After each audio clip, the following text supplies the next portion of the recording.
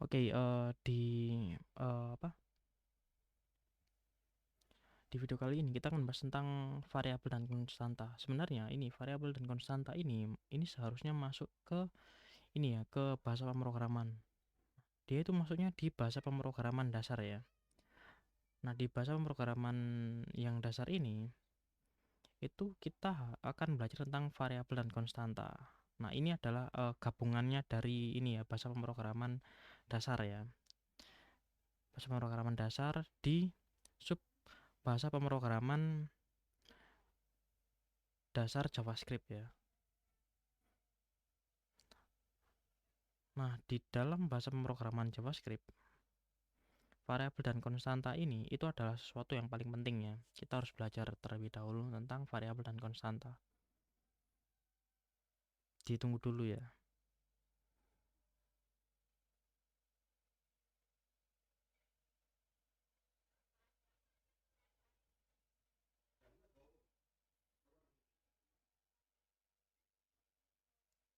Kok lama ya?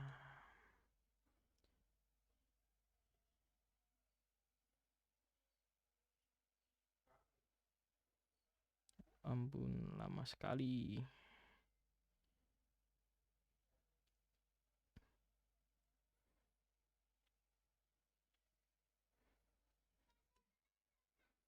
Oh, bukan.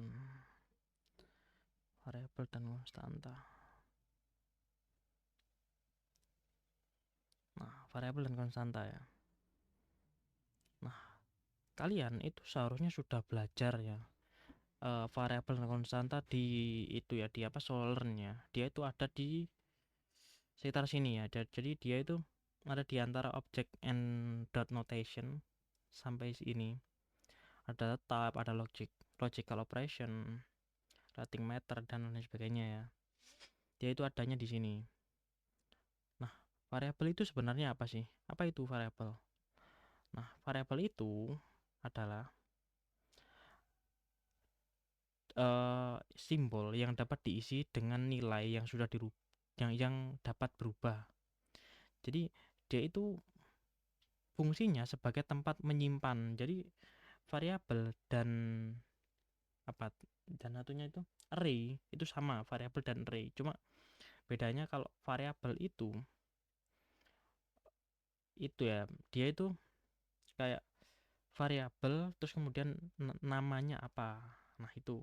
Kalau array itu dia itu di dalamnya sama dengan terus kemudian sama dengan terus kurung siku atau kurung ya kurung siku di dalamnya ada nilai atau apa. Nah, seperti itu.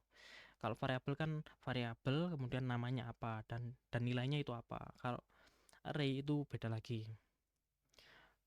Dia itu sama, variabel sama array itu sama. Dia itu tempat tempat nyimpan untuk berbagai kuantitas yang bisa diketahui atau tidak diketahui. Jadi variabel itu seperti informasi atau nilai dalam konteks matematika dan juga komputer. Nah, untuk contoh yang saya pakai ini itu ada di bahasa pemrograman JavaScript ya. Nah, variabel atau var itu bernilai atau kalau di JavaScript itu namanya var ya.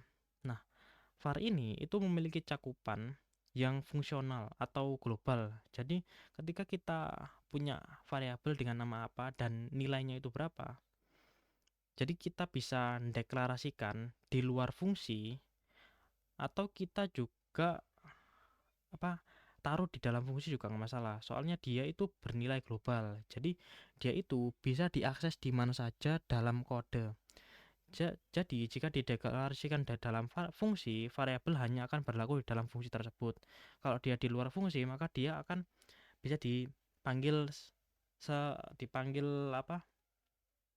Dipanggil di semua tempat lah, di mana saja. Kemudian hoisting yaitu mengalami hoisting. Hoisting itu apa? Artinya itu deklarasi variabel. Nah, deklarasi variabel itu dapat ditempatkan di mana saja dalam fungsi, bahkan setelah digunakan dia itu bisa dipakai. Kemudian ada deklarasi dan reassignment. Nah, itu deklarasi itu artinya adalah variabel ini dapat dideklarasikan ulang. Jadi nilainya itu dapat diubah berkali-kali. Jadi bisa dipanggil berulang-ulang. Kemudian contoh pemakaian. Ini contoh pemakaiannya. Contoh di sini ada variabel x. Variabel kemudian namanya adalah x. Nah, x ini bernilai 10. Ketika if itu kan jika dia itu bernilai benar, maka variabel x-nya itu sama dengan 20. Jadi ketika dia ini dideklarasikan 10, ketika kita panggil lagi var x sama dengan 20. Jadi dia itu akan berubah, nilainya akan berubah menjadi 20 baik di dalam maupun di luar blok. Ketika kita pakai console log terus panggil x, nilai namanya, outputnya itu akan nanti bernilai 20. Kemudian kita console log lagi, outputnya tetap 20. Jadi nilainya sudah berubah, bukan pakai nilai yang pertama kali dipakai yaitu 10. Enggak, sudah berubah. Kemudian variabel let. Nah, let ini itu dia itu memiliki cakupan blok, yaitu variabel yang dideklarasikan dengan let itu hanya berlaku di dalam blok tempat ia dideklarasikan, misalnya di dalam if atau di dalam for atau di dalam function. Maka let-nya itu dia itu hanya di dalam situ aja, jadi dia itu nggak bisa dipanggil di luarnya. Hoisting. Nah, hoisting, let itu tidak mengalami hoisting ya. Jika kita nyoba ngakses variabel let sebelum dideklarasikan, itu nanti akan terjadi error, reference error, artinya dia itu nggak ditemukan, let-nya nggak ditemukan. Kemudian ada redeklarasi dan reassignment. Nah, di let ini dia itu tidak dapat dideklarasikan ulang dalam blok yang sama, tetapi nilainya dapat berubah. Jadi dia itu tidak dapat dipanggil lagi, tapi dia itu bisa dirubah nilainya. Oke, nah contohnya ini adalah contohnya ya. If ketika dia itu bernilai benar, let's y sama dengan 5. Ketika dia di konsol log y itu sama dengan 5. Tapi ketika kita panggil di luarnya konsol log y, maka dia itu akan bernilai error. Reference error. Y it's not defined. Artinya dia itu tidak dideklarasikan. Dia tidak diketahui lah nilainya. Seperti itu. Kemudian ada cons. Jadi ada variabel var, let sama cons. Nah, cons ini atau konstanta itu sama seperti let. Cons itu memiliki cakupan blok. Nah, konstanta ini juga tidak mengalami hoisting. Dan konstanta itu tidak dapat dideklarasikan ulang atau nilainya itu diubah setelah diinisialisasi. Jadi nilainya itu harus tetap sama saat deklarasi dan tidak dapat diubah lagi. Jadi nilainya itu tetap segitu ya segitu. Nah, ini ya konstanta. Ini contohnya ya. Kita punya konstanta pi. Nah, pi itu bernilai 3,14. Ketika kita buat lagi pi sama dengan 3,14 15 9, maka dia itu akan error. Type error artinya dia assignment to konstanta variabel, maksudnya dia itu akan bernilai error. Jadi dia itu nggak bisa dirubah lah nilainya seperti itu. Oke, lanjut. Nah, kapan kita pakai variabel let atau con? Nah, ketika kita pakai variabel itu sebaiknya dihindari ya, karena dia itu cakupannya luas dan dia itu dapat menyebabkan masalah pada kode yang lebih kompleks. Jadi dia kalau kode kalian itu sederhana sih kalian bisa pakai, tapi kalau kode kalian itu kompleks maka variabel jangan dipakai. Kemudian kalau kita pakai yang paling baik itu kita pakai let's. Nah, gunakan let's untuk gantiin variabel.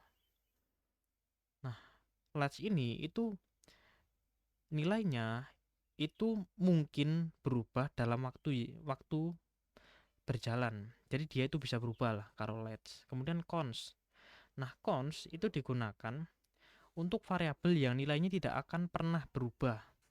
Jadi, konstanta ini dipakai pada matematika atau konfigurasi nilai yang nilainya itu bernilai benar atau salah seperti itu. Jadi, nilainya itu antara dua itu. Kalau dia itu nilainya di luar itu, maka dia nggak bisa konstanta itu. Kemudian, nah ini ya, ini introduction to JavaScript ya.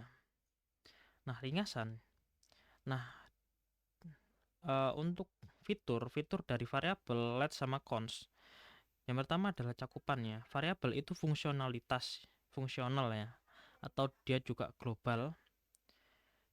Hoisting dia itu ya, deklarasi ya, reassignment ya. Let itu cakupannya itu blok, hoisting tidak, redeklarasi tidak, dia tidak dapat dideklarasi. Kemudian reassignment artinya dia itu dapat dipanggil kembali, iya dia bisa. Kemudian ada cons itu dalam cakupannya dia blok, hoisting tidak, redeklarasi tidak, dan reassignment artinya dia itu dipanggil kembali tidak. Jadi konstanta itu dia cakupannya blok, tapi dia itu tidak dapat dipanggil kembali, tidak dapat dipakai lagi, nggak bisa. Kalau let's itu dia dapat dipanggil kembali. Nah, jadi yang paling baik kita hanya pakai let sama cons. Untuk variabel itu jangan dipakai ya. Oke, mungkin cukup sampai sini ya tentang pembahasan mengenai ini ya variabel dan konstanta ya. Oke, terima kasih.